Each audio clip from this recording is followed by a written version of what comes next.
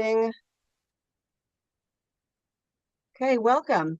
Thank you everyone for being here.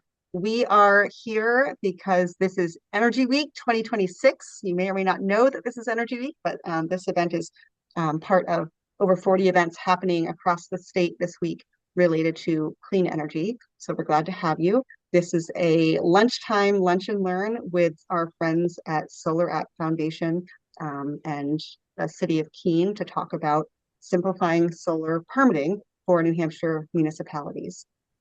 I am going to get right to explaining to you who's here. I am Sarah Brock.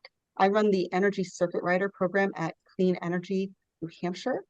We have 6 or 7 staff, depending on the week, operating around the state, providing free help to municipalities and small businesses on all manner of things related to clean energy, electrification, and energy efficiency. So if you haven't worked with someone from my team yet, I certainly hope you'll reach out and we would love to help you. But I'm not going to be doing much of the talking today because we also have here with us Justin and Mike. Justin is from SolarAPP Foundation, which is the nonprofit that currently runs and operates SolarAPP Plus, and he will be explaining what all that is and how you might be able to bring that to your jurisdiction. We also have with us Mike Hagan, who I'm assuming many of you already know because there's a lot of folks on this call who are building officials, building inspectors of some kind. So Mike's familiar to you from Keene, also quite involved with the New Hampshire Building Officials Association. And Keene, as far as I know, is the first community in New Hampshire to officially be adopting SolarAPP Plus. While this is a program that's being used in over 350 jurisdictions across the country, we're just sort of waking up to the fact that this exists in New Hampshire, and we're pretty excited about it. So Mike will be explaining his experience so far and helping us understand why this could actually be quite relevant for even small little towns in New Hampshire. So here's your quick run of show so you know what to expect. We're going to get a SolarAPP Plus overview, but I'm actually going to swap number 1 and number 2 around because Mike has to run off to another meeting. So Mike's going to kick us off and explain a little bit about how he found out about SolarAPP Plus and what he's been doing over the last month or two to onboard his team and get that going, and reflections about what that's been like, what he's learned, why he thinks this might be relevant to other jurisdictions in New Hampshire. And then Justin's going to take over and give us a rundown both at the high level and then also pretty deep in the weeds as to how this program actually works, what it looks like, what it feels like, the experience from both your perspective as building officials and also community members and solar installers. And hopefully by the end of today, you'll have a pretty good sense of what you would need to do to you guys Monday to pursue SolarAPP I'll see you next week in your community, and also I'm going to speak to their Jeff. And also where to go with questions and to get that process going. So without further ado, and my final note is that I would encourage you to use the chat to ask questions as they occur to you. I'll just interrupt Mike and Justin if there's something that I feel like they should answer right away. Otherwise, there's a couple of moments, as you can see, that we'll be pausing for Q&A. So please ask a lot of questions, and hopefully we all learn a thing or two. So Mike, with that, would you like to take it away and explain to us what Keene is up to?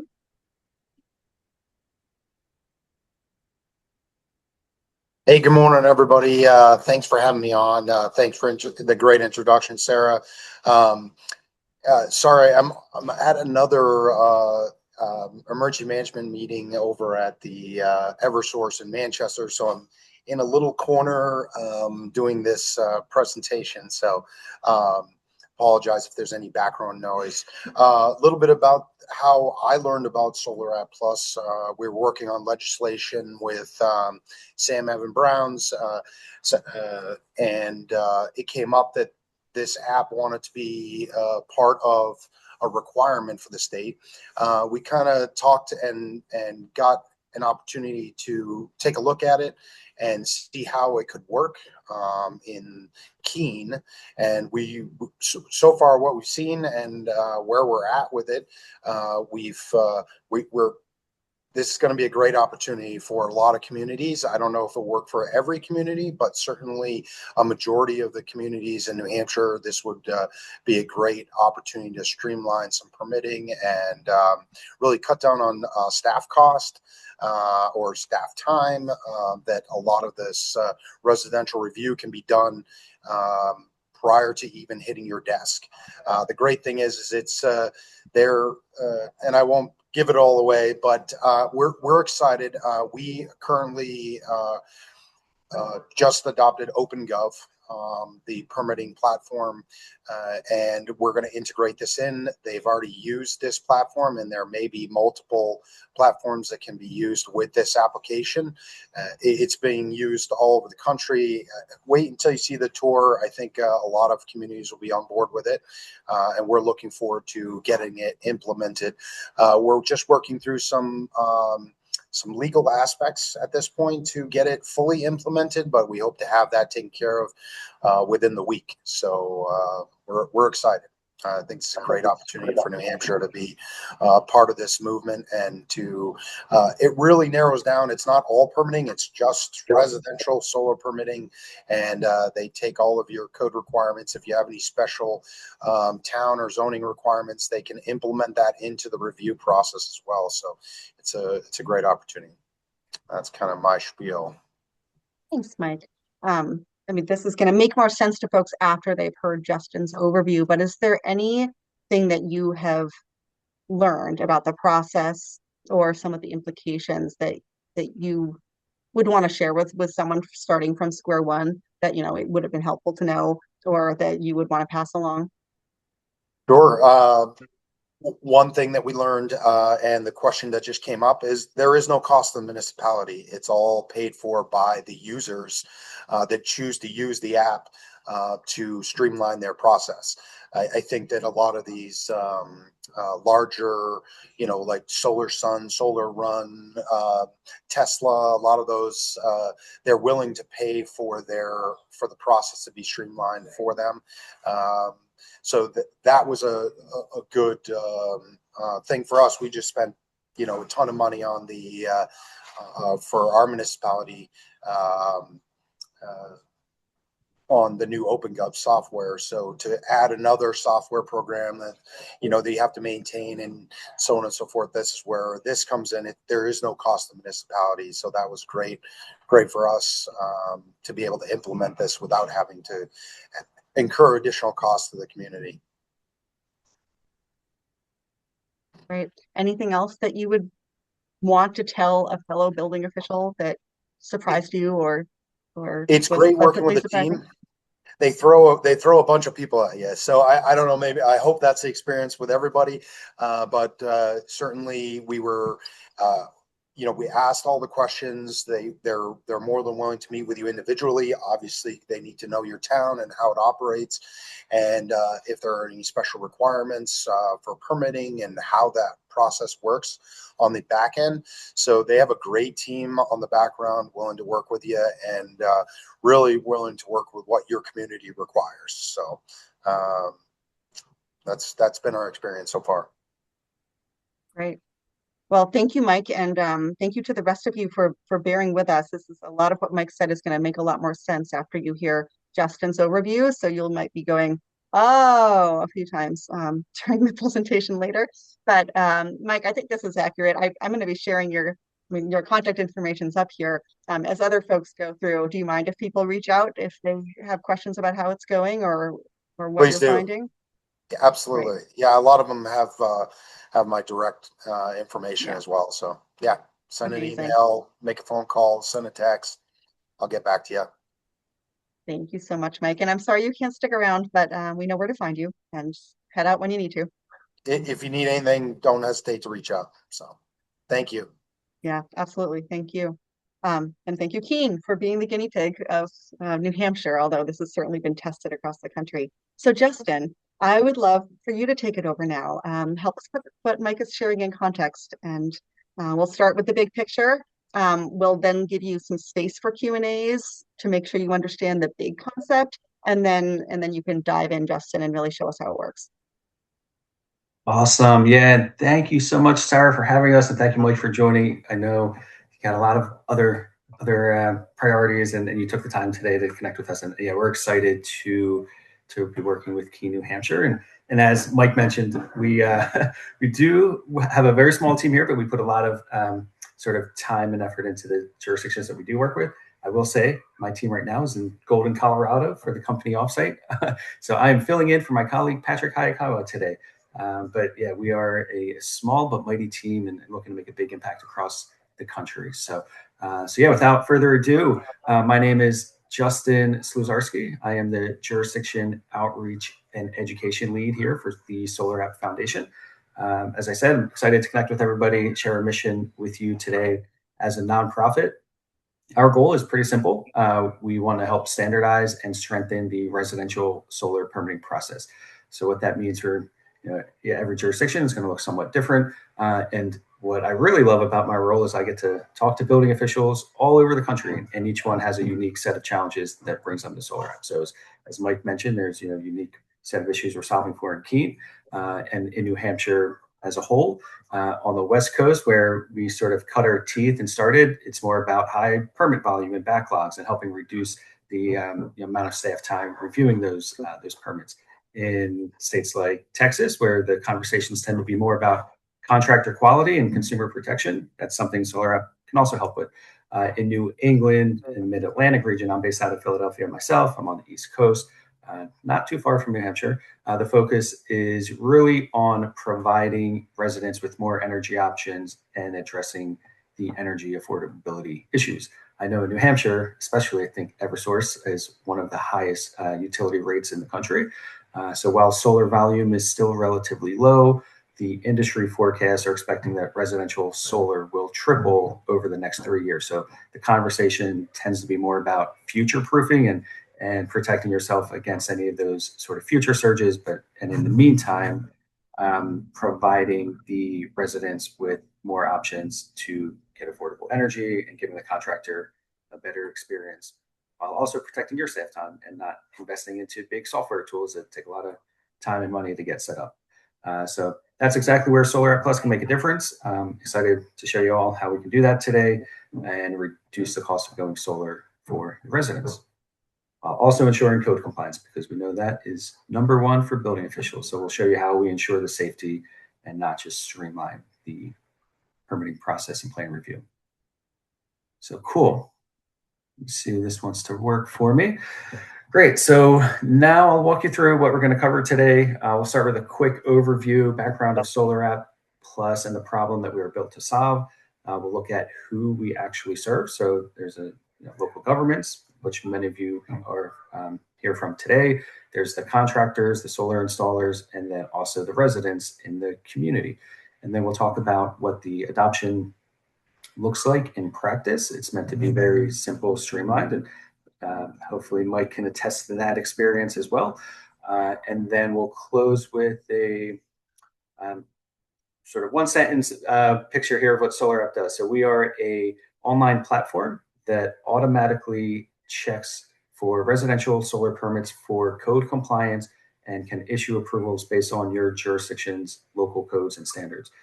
This is meant to be an available optional pathway for contractors, so it's not replacing any existing processes or workflows or any new software for your team to learn. So we'll show you what that looks like. But before we do that, let's talk about the problems that we solve. Cool. So there's a lot of challenges in the industry. So we'll start at the local level, which is, again, where most of you all are coming from today at the building department, local governments. So one of the most consistent things we hear from building officials all across the country is that contractors will tend to use the jurisdiction as sort of the first quality control layer. So what do we mean by that? Is they're typically just submitting plans without actually checking their plans before submitting it and waiting to hear back from your team to mark it up and tell them what they need to correct. So what that does is it typically creates a lot of back and forth, creates a bottleneck internally for the review team. And then, from the contractor standpoint, it delays the project approvals, and ultimately the consumer is the one that's paying the price there. And then it doesn't, that's at the plan review side. Getting into the sort of, once the plan set's approved, there's usually last minute changes. So, what is getting built in the field is not always what was initially approved. So there's last minute changes that can lead to inspection failures, cancellations. So that's a lot of back and forth, sending the inspector out there, having to go back and re-inspect. So that's, again, a lot of staff time and inefficiency throughout the plan review and the inspection process. We also know that hiring staffing can also be a challenge. So that, tends to sort of vary jurisdiction by jurisdiction. Solar does have some seasonality involved with it. So there are some places where solar can surge. You have to hire temporary staff to hire and train. And then you get caught on bringing those temp workers or outsourcing to third parties to manage that load, which increases the cost and ultimately the inefficiencies within the department there. And then from the contractor side, so that's mostly on the local government side. Would love to connect individually one-on-one and hear specifically about sort of what you're seeing. And then from the contractor side, the challenge is a little bit different, but it's still just as real in a state like New Hampshire. You might have 100 different jurisdictions. You all have your own specific requirements. So from a installer perspective, that just creates a lot of variation, which can create confusion, which can lead to the non-compliant submissions happening in the first place. So we'll show you how SolarAPP is helping reduce the amount of contractor errors when they submit.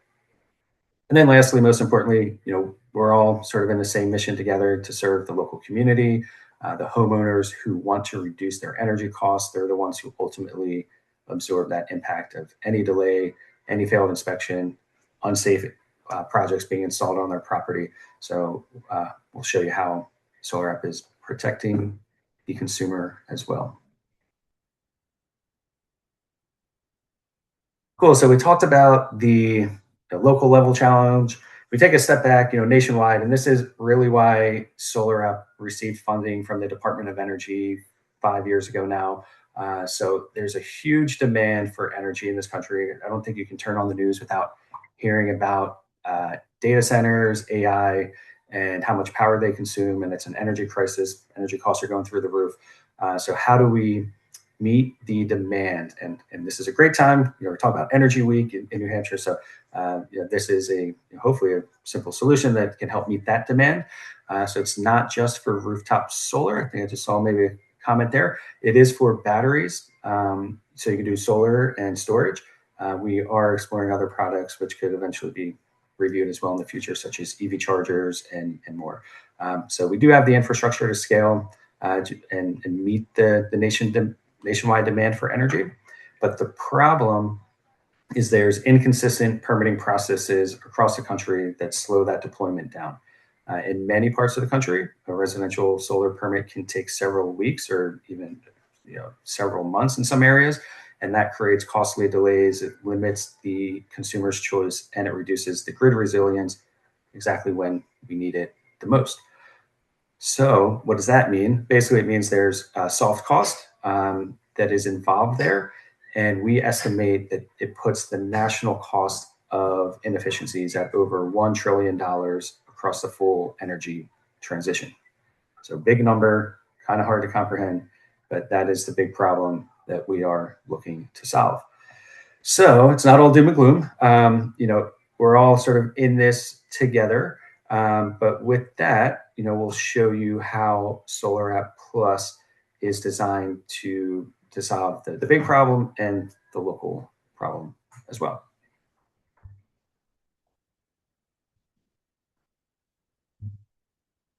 And so here you can see the permitting challenge isn't just about efficiencies and administrative burden. It does have real economic consequences. So permitting delays and complexities have a known impact on the clean energy jobs and economic development for the states and the jurisdictions. When the installers can't predict the timelines or navigate the inconsistent requirements, they simply will stop working in certain markets. Colorado is a good example of that. One of the installers that we work with said that they closed their offices and sort of slowed down their activity in that market because of the issues that they were facing. So you can see it right there on the slide. Inconsistent solar permitting processes can drive contractors to pull out of markets entirely. That means fewer jobs, fewer installations, and fewer options for residents. There's a stat here that we've found from the industry that 54% of installers would avoid jurisdictions that have a more onerous permitting process. So it's not a small number. It means that jurisdictions can streamline their process and attract more economic development to the area.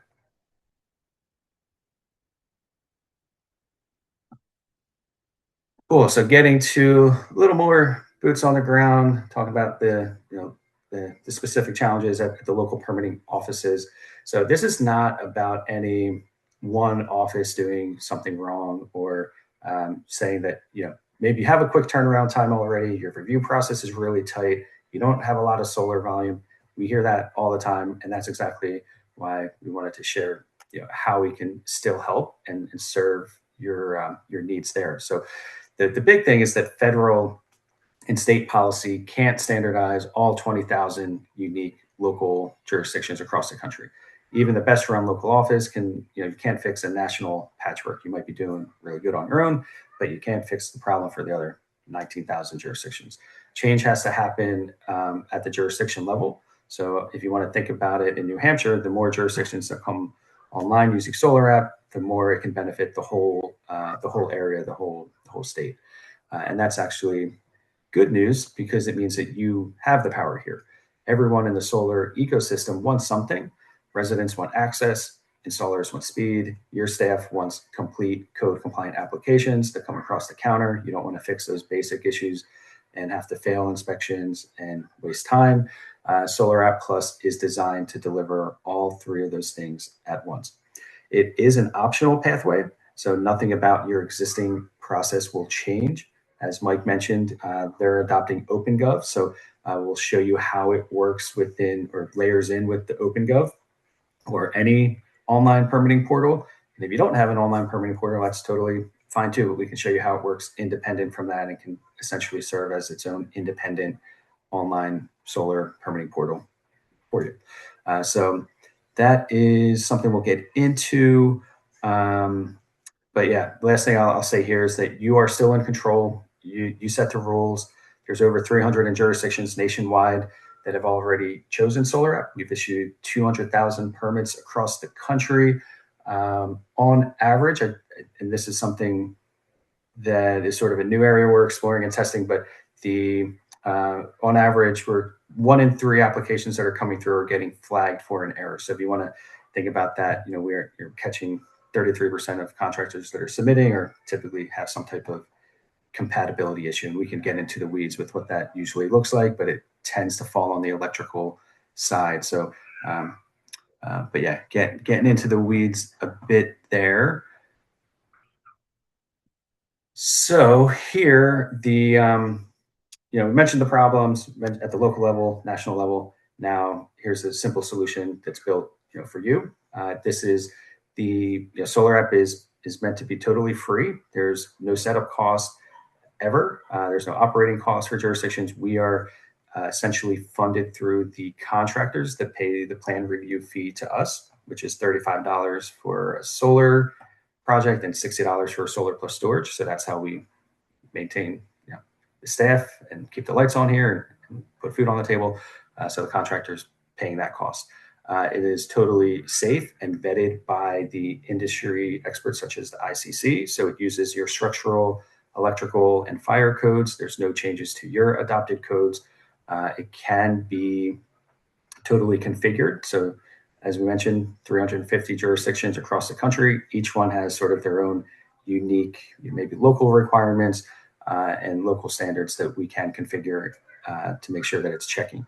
It's also out of the box, right? There's no custom software development required. You can actually get set up in as little as a day or two, just a few hours of staff time. And then we'll show you how that works. And then last thing, mentioned this a couple of times, but no new software to learn. So this is a tool that's really used by the contractor. The The only difference you would notice is you wouldn't have to review those projects, and you'd get an approved set of plans on your desk to take out to final inspection when it's ready. So hopefully that's all making sense so far. Maybe I'll pause there before we get into the flow and just see how we're doing on time. And Sarah, Yeah, that all makes sense so far. doing great. Thank you. A couple of questions came in. Would you mind just making sure we're all clear on what size solar project this particular program can support? Yes, good question. So SolarAPP is for residential rooftop solar projects. It can review for up to 38.4 kW. So it's not for commercial, it's not for ground mount. It cannot do ballasted systems. And the storage, if it's a storage project, it has to be paired with a solar project as well. It can't be storage only yet, but we're working on that too.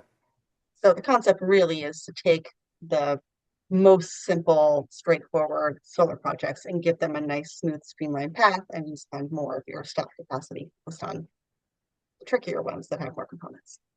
Exactly. Yeah. So reduce the bottleneck to take it out of the queue. We know there's more complex projects there that take more expertise. So yeah, we take the most basic projects off the team's desk there. And then there's one other slightly more technical question that you may actually want to take offline with Joe Franklin. But the question is, would SolarAPP Plus be applicable to what Virginia has plans for, i.e. this summer with storage batteries? And there's a link to a Canary Media article. So I'm just flagging that for you if there's a quick something for Joe. Otherwise, you may want to follow up. Yeah, I could follow up with a more direct answer, but at a high level in Virginia, I don't know if this is the question specifically, but Virginia did just pass a state law that required a sort of state portal, which is sort of a different application of SolarAPP at the state level. But I'll get you a more direct answer. There's nuances there, especially on the policy side. I'll make sure to connect you both after this. Great. And Joe says thanks. So yeah, continue on with the flow, and please keep the questions coming. We'll make sure to address them. Perfect. Cool. So yeah, this part is getting into sort of the day-to-day, the flow, how it would tie into your existing review process and permitting process. So this is from the contractor's perspective. So I always like to kind of think about, from the contractor's perspective, how do they typically go and pull a permit and issue a project in the jurisdiction? Well, normally they will go on to Google or whatever website and search jurisdiction name, solar permit, and probably land on your landing page and get information about how they pull a permit. So starting there, the first sort of change or addition to that would be there'd be an optional link for the contractor on that landing page that would say SolarAPP or SolarAPP Plus and some details about what that is and how it works. So it gives them the option if they want to select the SolarAPP pathway or if they want to go the traditional pathway. Just gives them more choice. If they choose the SolarAPP pathway, there's a number of quality control layers in place right off the bat. So number one, they have to be licensed in the jurisdiction. They cannot submit a permit unless they have the appropriate licenses. Be interested in New Hampshire if there's any local license requirements or if it's a state license database, but we can get into that. And then they also have to be registered specifically for that AHJ. So as they need a SolarAPP login, they have to be licensed, and they have to be registered in your jurisdiction. So as long as they have all three of those things, they can move forward and submit the plan for review in our system. And what that looks like, would be great to go into a deep dive, follow up here on a 101, but this is a super high level view of how it works. Basically what SolarAPP does is we take the traditional plan set and put it into text format. So they're inputting things related to the structural, the fire safety, and the electrical. So there's 250 to 300 code compliance checks for each application.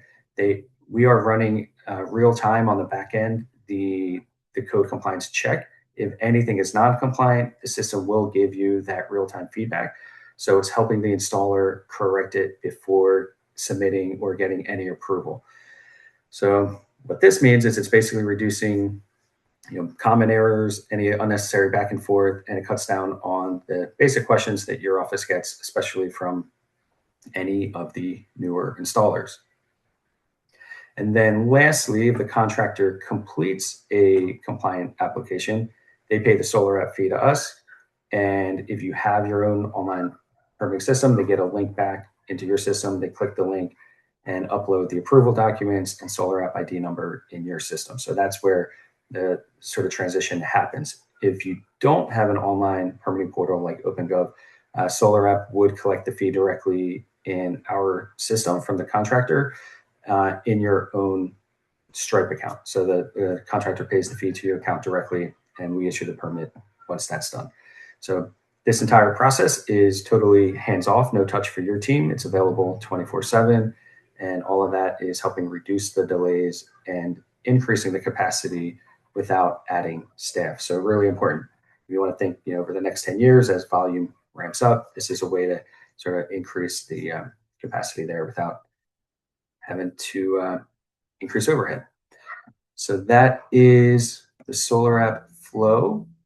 I think maybe later we can get into a specific project. I don't know if that, we have time later, but we certainly, if anyone has questions, we can do a follow-up. But as I mentioned on, sort of at the beginning, as a quick background on SolarAPP, we launched in 2021. We were initially developed by the National Renewable Energy Lab, which is now the National Lab of the Rockies. That's actually where our team is this week for the offsite.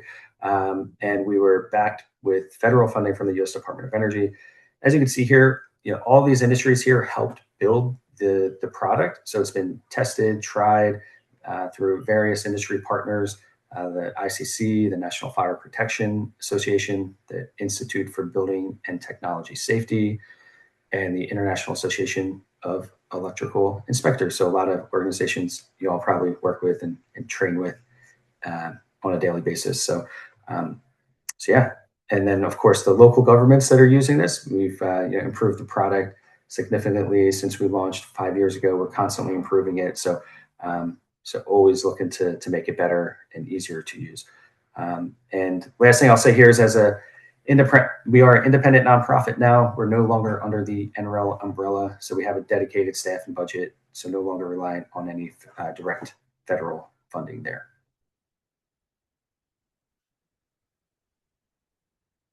And yeah, SolarAPP, we've seen significant growth since we launched a few years ago. My job, especially, I've been with SolarAPP for about 1.5 years now, and during that time, we've opened up over 200 new jurisdictions across the country. So really seeing a lot of growth outside of just the West Coast markets where we started. We're seeing expansion into places like Texas, Florida. On the East Coast, Maryland is a big area that we've seen a lot of growth. New Jersey has some promising policy that's been put in place, and then of course in the New England area, Massachusetts, New Hampshire, we're excited to get into, especially with Keene just coming on live in the last week. So yeah, it's really applicable to jurisdictions of all shapes and sizes. I think as of last count, we're in 350 jurisdictions and 19 states. So I think that's the latest count. So yeah, all that being said, we're excited to continue to serve more local governments. And I'll wrap up here because I think this is important to note, and sometimes it gets overlooked, but with streamlining anything, with automating anything, there's always the concern of, well, what about the safety side? And are we missing anything that we normally wouldn't check? So NREL actually aggregates data from all the jurisdictions that SolarAPP is live in. And it compares the inspection failure rates from SolarAPP approved projects to non-SolarAPP approved projects. And on average, the SolarAPP projects fail inspection 29% less frequently than projects reviewed by the conventional methods. So we attribute that to a number of things. Number one, we think the real-time feedback, forcing the contractor to fix the errors up front is causing them to submit compliant projects. It also allows for revisions. So if there's any last-minute swap out in equipment, contractors can go into SolarAPP, update that, get the updated approval. So it's helping reduce some of that back and forth there. And we think we're educating the industry as a whole. A lot of times these contractors have, if you want to call them entry level sort of permit people that are submitting permits, that they're not electrical engineers. They don't really know what's compliant, what's not. So we're forcing them to learn what is and making them making it right. So Montgomery County, Maryland is one jurisdiction. As an example, they had a failure rate of 16% prior to SolarAPP, which is pretty good. That rate is now well below 10% for SolarAPP projects. So speed and safety can move together, but we want to, again, make sure that it does not get overlooked.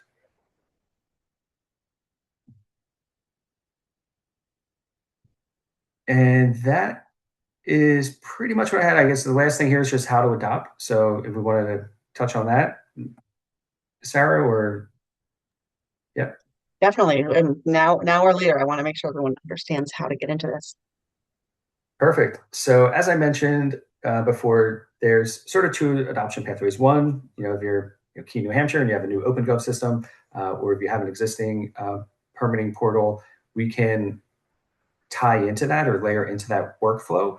And what we mean by that is it's simply a permit workflow in that system. So there's no custom API setups, there's no technical development needed. It's simply, for most jurisdictions, they just copy a template, a workflow template, and make it the SolarAPP template, because all you need to do is have a SolarAPP ID field, a text field. You can input the SolarAPP ID number, be able to upload the PDF file to that, and then accept payment and issue the permit real time. So all of that setup takes, about an hour, maybe a little less. And then you add the link to to the landing page, and you can basically turn it on for contractors when you're ready to go. If you don't have the online system and you're over the counter, or you're just taking paper permits, SolarAPP can act as your online portal. We would just have you set up a Stripe account to accept those payments. That setup also takes about an hour. So as part of the registration process, we just go through and make sure that your local codes are configured correctly in the system. You need the EIN number for the jurisdiction, and then Stripe verifies that EIN in like 2 minutes, and your Stripe account's created, and you can turn it on and start accepting applications at any time. I'll also mention that because SolarAPP is nonprofit, there's no cost. There's also no contract. So if at any point you think it's not working out, you're not tied into anything. So the streamlined setup is also streamlined on the other side. If it's not working, you can turn it off at any time. So that is the two different adoption pathways. The other thing I would say, because I've heard you say it before, Justin, is that the other thing that comes free is technical assistance. If something's going wrong with the app, it's your team that's answering the call and figuring it out with contractors who are getting stuck, right? Exactly. Yeah. So there's a number of ways we provide technical support. So to the jurisdictions themselves, we have a full-time staff dedicated to onboarding, making sure that the system is configured appropriately, and reviewing everything that normally would be reviewing. If there's any questions around how that works, again, we have a full customer support team there. For the contractors, we also have a separate team. So a team of more on the electrical engineers and engineering side that is familiar with the technical review side of things. So where contractors typically get stuck, we have the data. We know where they typically get stuck. It's mostly on the electrical configuration side of things, making sure that bus bars are properly sized, or the inverters are, there's the right number of inverters, or that there's, not too many panels on the rooftop, make sure that there's enough space for the fire access pathways and everything else. So we have, and I'm happy to show in, one-on-one demos what that looks like from a contractor perspective, but there's real-time feedback pop-ups that show up while the contractor's filling it out, sort of helping guide them. If that doesn't work, then of course we have staff members that can meet with them, answer the phone calls, and get on a meeting with them. So all of that being said, helping reduce some of the back and forth for the local government staff there. There was a great question that just came in from Rye, Justin, and you should jump in the chat to read it. But for everyone, this is from the building department in Rye. Who covers the town staff's time for the local zoning review that still has to be done? towns lose revenue on solar using this app, still need to spend staff time reviewing it on a local level. Perhaps I missed how the contractors feel about paying both the solar app fees and the town permitting fees. Can you speak to that? Yeah, that's a good question. So I would say we have to. I'd like to maybe connect 101 and understand what exactly is in the review process, where it goes from, Maybe to zoning. maybe I could help with that, Yep, Thanks, Justin. Mike. All right.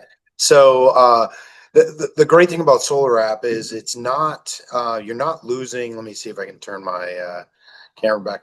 You're you're still collecting the same fee you were. It's not like the new legislation that we put into place under HB or SB 188 a couple of years ago.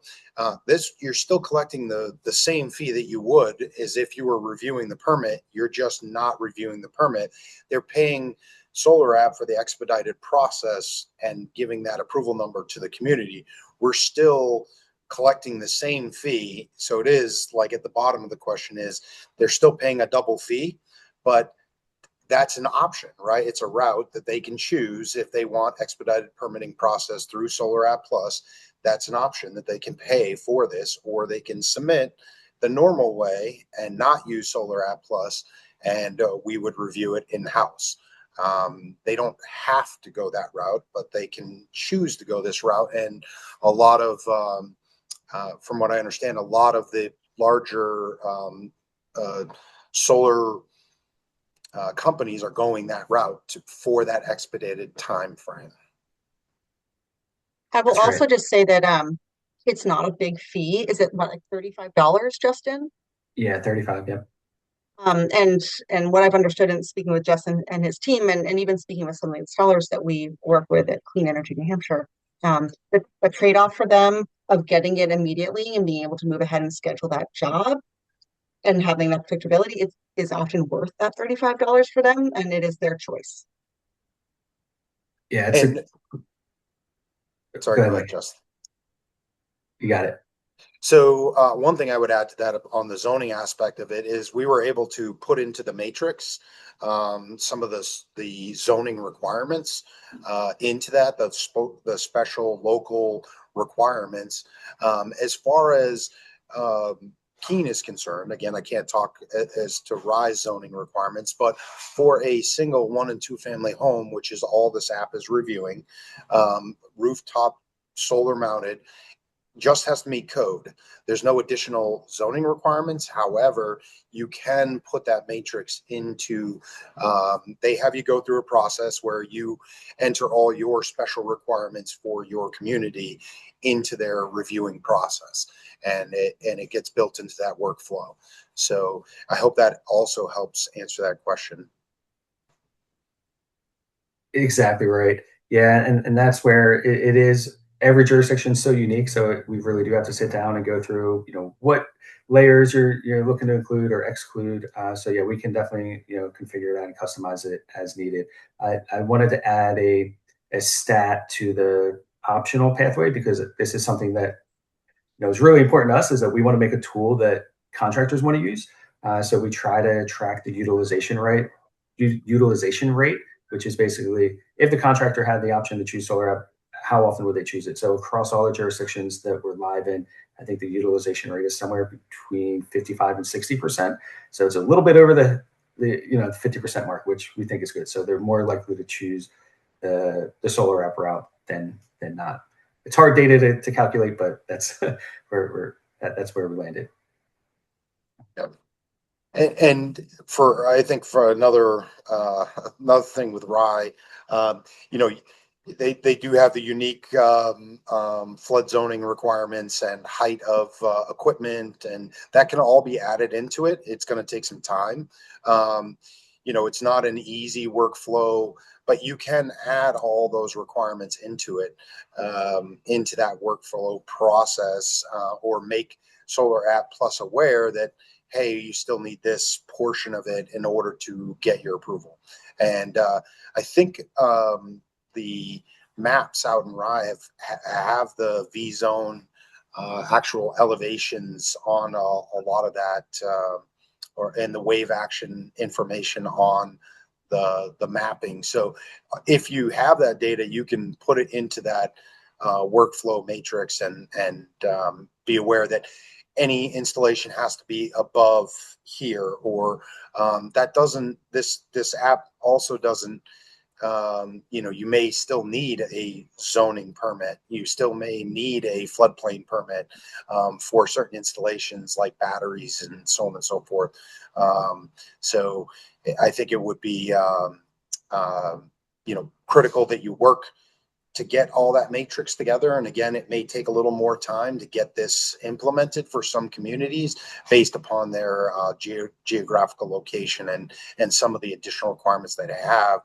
However, I still think that it saves you're still getting the same fee, but it saves your review time that you can concentrate on that zoning and floodplain portion of it if need be. Exactly right. Couldn't have said it better myself. The piece I would add to that is that the jurisdictions that we are live in across the country, like Palm Beach County, they have high wind speeds. New Orleans and Louisiana, huge floodplain area, and then we work out in the deserts where there's extreme, high temps. So very familiar with all the sort of extreme weather variables. There's different sort of guidelines you can set in the system if you. We're not going to be able to review everything, right? You can exclude those areas. So if you wanted to say, hey, this is a floodplain parcel, exclude it, kick it out of the system, we can do that. Or if you wanted to set some custom rules, like Mike said, where they know that it has to be a certain height. If it's at that address, that's something we can do. And last thing I'll add is, because we are constantly developing the product, we have a full-time software team. There's new features coming out every day. The battery height one is one that is sort of interesting for us because it's come up frequently. So if there's any specific request, that's how SolarAPP scaled across the country. Is we took feedback from building officials like you, and they said, hey, if you can do this, we'll use it. It's going to help us. And then we build it and it helps everybody. So your feedback is invaluable to us. So thanks for sharing that. Now, Justin, I'm imagining that for a number of communities in New Hampshire that are not a New Orleans scale, that it's the consideration of going and looking at SolarAPP Plus might be one of like how much, we don't have tons of permits. Like, we're doing okay right now. So it's not like you're totally selling me on this is going to prevent me from having to add new staff. But is the setup easy enough that we might as well, because it is going to help? Can you help us, think that through a little bit and help us get a better understanding of what the actual staff kind of commitment is to get set up with this thing, assuming that we have a reasonable understanding of once it's set up, what that can mean? Yeah, that's a really good question. We try to calculate the ROI on SolarAPP all the time because it's free. It's sort of like, well, if what is the trade-off there? The trade-off is the setup time takes anywhere from 1 to 2 hours. Hopefully Mike can attest to that. Most of the time taken is on the registration, so it's about a 1 hour registration call. Internally, it's just setting up that workflow, which may take an hour, and then adding the link to the landing page. Which, all that being said, on the high end, 3 to 4 hours of staff time. The trade-off is, well, how many permits do we review, and how long does it take us to review those permits? Every jurisdiction has their sort of own review time. We estimate it takes maybe an hour to review a standard permit to get it through the queue. So if you're doing 3 or 4 permits a year, it's going to pay for itself. I guess in a way, that's one way to look at it. But another way to look at it is there's the future, the forecasted growth of solar. So if that spikes and you're sort of stuck, thinking, well, now we have a backlog, what do we do? You're protected from that. So it's sort of like an insurance guarantee there. But then it's also just from the contractor and resident standpoint, you're doing something for the community to increase the economic development opportunity for that area. So even though if your low permit volumes low now, by adopting SolarAPP, you're encouraging more solar contractors to come to that area, ultimately increasing the economic development opportunity. So it's hard to, it's not a one size fits all, but yeah, we'd love to talk to anybody that. Can I add to that, Justin? Sure thing. Yeah. Sorry. Not only, I think you're selling yourself short, because it may be that initial 1 hour review or that 45-minute review, but it's that follow-up that is, you know, they may not get back to you for 2 weeks. And then you have to re-review the project to see, okay, what was I asking again when I asked this question? I knew what I meant to say, but I may not have worded it correctly. And now I'm trying to figure and go back through that. And that takes time. You know, we all are busy in these small communities where you can kind of, you know, this is a reliable review source that uses the code and the amendments set forth in the state of New Hampshire, that they do that review process for you and they follow up those questions. And the one thing that, you know, really sold me was the compatibility. You know, I haven't done a whole lot of, you know, additional research when someone says, I'm going to use this inverter with this panel and, you know, that compatibility. You guys have the databases already in place to say, hey, that one's not going to work with that one. And they may not, you know, it becomes a warranty issue in the end. You know, it would meet the electrical code, right? Each one is a listed item and you could approve it with that. It's not like it's a fire, but it's not a fire issue, but it's not, I think the customers are getting a better product because they're getting that review up front from experts that do it every day. You know, I wish we could have a similar app for, you know, kitchen renovations, you know, or bathroom renovations. Like these are the dimensions that you need to conform to, and these are the outlets that have to be placed on top. You know, imagine that type of app service.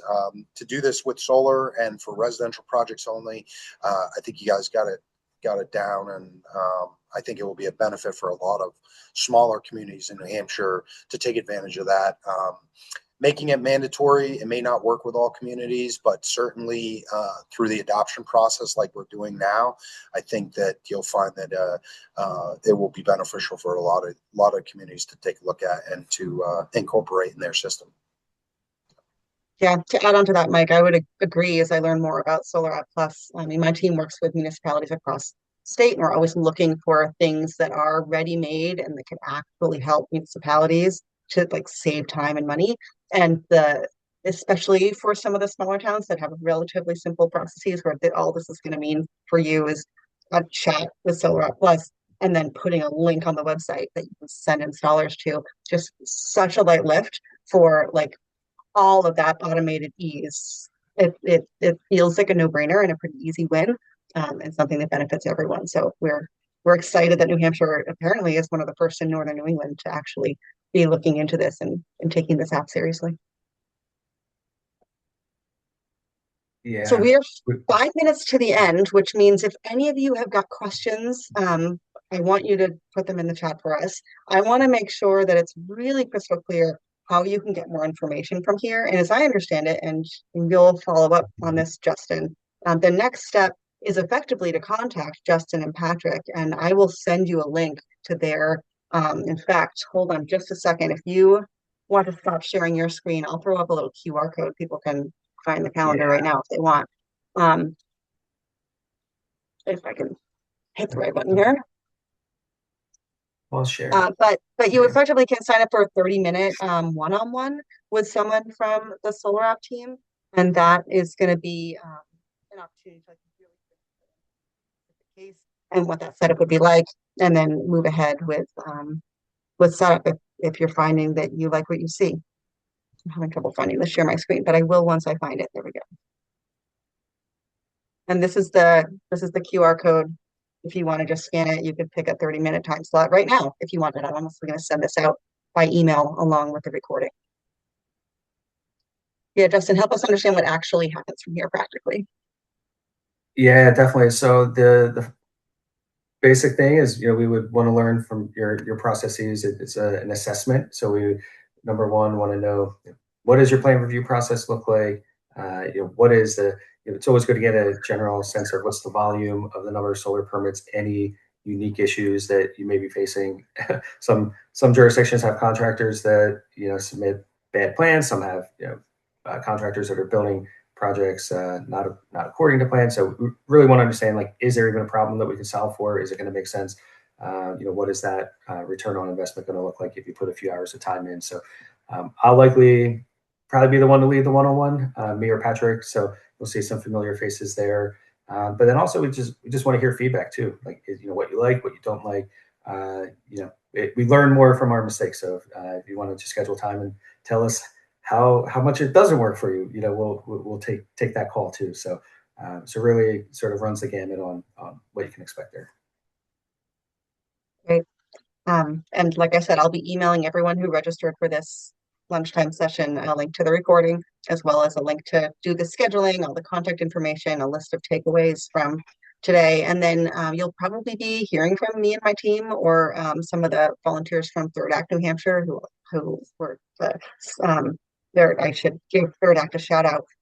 Third Act, some of you may be aware, is a national organization. We have a chapter in New Hampshire. Bill Coder, who's here from Third Act New Hampshire, was the one who came to me and said, we really ought to do a webinar about SolarAPP Plus. It's really cool. And Third Act has been helping SolarAPP Foundation host webinars like this around the country in states where there hasn't yet been adoption of SolarAPP Plus, but really for no other reason than no one knew about it. So we're glad to be part of attempting to raise awareness about this free resource.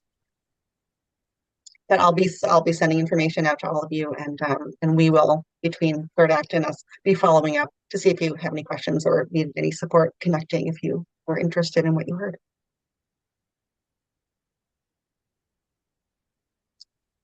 Anyone has any other questions, put them in the chat.